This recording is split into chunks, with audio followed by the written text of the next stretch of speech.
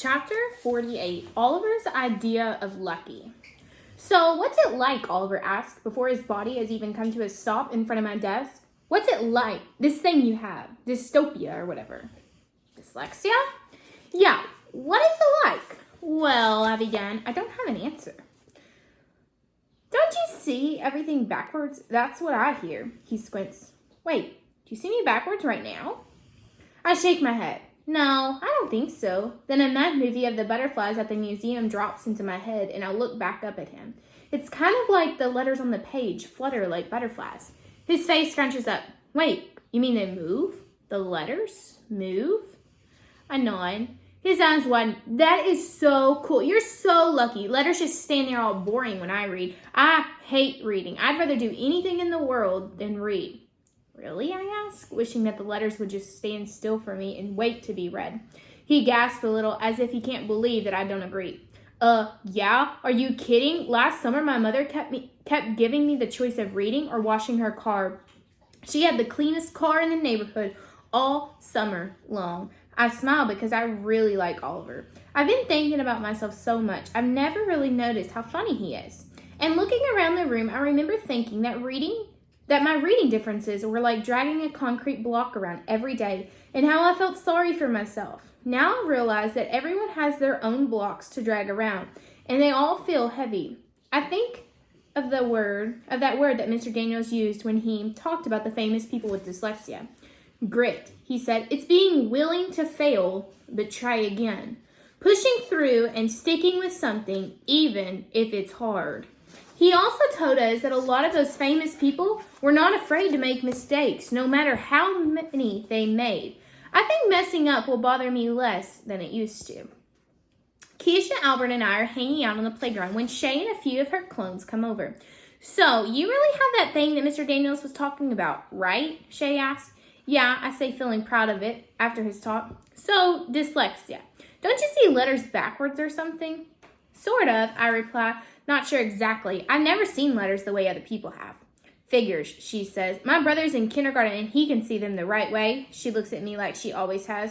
It bugs me, but not like it used to. Albert steps forward. Do you ever see letters backwards, Shay? No. Are you kidding me? Oh, Albert says, dropping his voice. Too bad. Oh, well, why is it too bad? Oh, well, it's a sign of intelligence. And then this thing just comes over Albert. Like he's all relaxed and everything, seeming in a way that isn't at all stiff and Albert-like. I know that you think I'm a nerd and everything, he says to her. I mean, you've called me all kinds of things. But there's one thing you've never called me. What could that be? Dumb. You've never called me dumb. She swings her hip to the side and sighs. What is your point, Albert? Well, there are a lot of letters that I've seen backwards, and Allie sees more than I do, so who knows how smart she must be. Wait, Albert sees letters backwards? Shay is thinking about it, looking like she just found out that she's the only one not invited to a party. What letters do you see backwards? Well, O, I, T, A, M, V, X, U, and Wow, Shay, at a loss for words. I never thought I'd see that. Come on, she finally says. I have better things to do. I'm going to the bathroom, Jessica says. I'll be there in a second. Obviously, Shay says, you wouldn't dare not be. Shay leaves and her group follows, but they don't all stomp away like they used to. A few walk behind her, half looking back. Jessica turns and jogs back to us, and I can tell right away that she's different. Hey, I think it's cool, the dyslexia, and you're a really good artist, she says, and then turns to walk away. Then stops, turns back, and I'm really sorry, Allie, for everything, she says before turning to run this time. My mom was right. I'm sorry, are powerful words. So, Mr. Science, Keisha says, turning towards Albert, did the world just fall off its axis or what? Did I just see what I think I did? We all watch Jessica run up the hill. Well, he says, there is an explanation. Allie is a catalyst. Not sure what that means, but from Albert, it must be good. All of a sudden, Keisha starts cracking up, bending over with her hands resting on her knees, stumbling around like she's going to fall over. God, Albert, I can't believe you did that with the letters, and I can't believe she went for it. Albert cracks a smile. Keisha puts her arm around my shoulder. Albert here just gave Shay a whole bunch of letters that are the same forward and backwards. If she wasn't spitting nails mad trying to hurt people, she probably would have figured it out. Then I laugh too. Thanks, Albert, I say. Shay's going to hate you more than she hates me soon. No worries, Keisha says.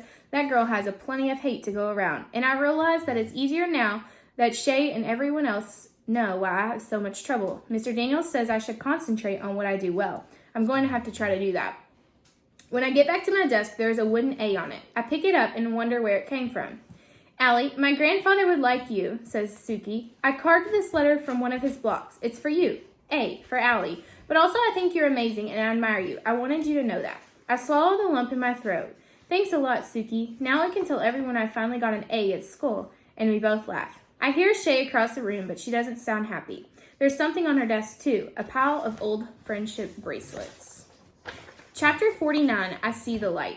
During break time, Albert and Keisha are talking about her new ideas for recipes. Jessica and Max and some other kids are laughing about something while Shay sits at her desk watching them. She sees them like she's not sure what to do, which is an odd thing to see. Finally, she stands and walks over. However, they don't really acknowledge her, especially Jessica. Something about it reminds me of those empty Sunday dishes back when Shay and Jessica made me feel small for being me. Now it's hard to imagine feeling that way.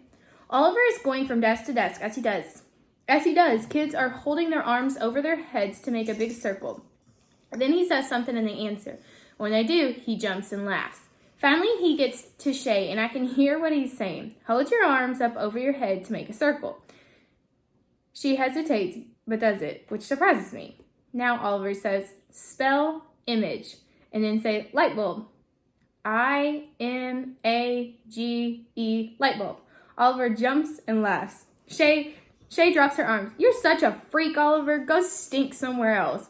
He goes to Keisha and they do the same thing with the arms, but she laughs afterwards. And I feel happy for Oliver because I remember a time when he would have sat down and been sad after Shay had said something like that. Looking at Shay, I can tell she's looking around the room, wondering where she fits in now, wondering how all of this happened. I remember how it felt to be alone in a room full of people, so I take a deep breath and I head over. Hey, Shay, now that I'm close to her, I can really see how upset she is. What do you want? I just thought I'd say hi.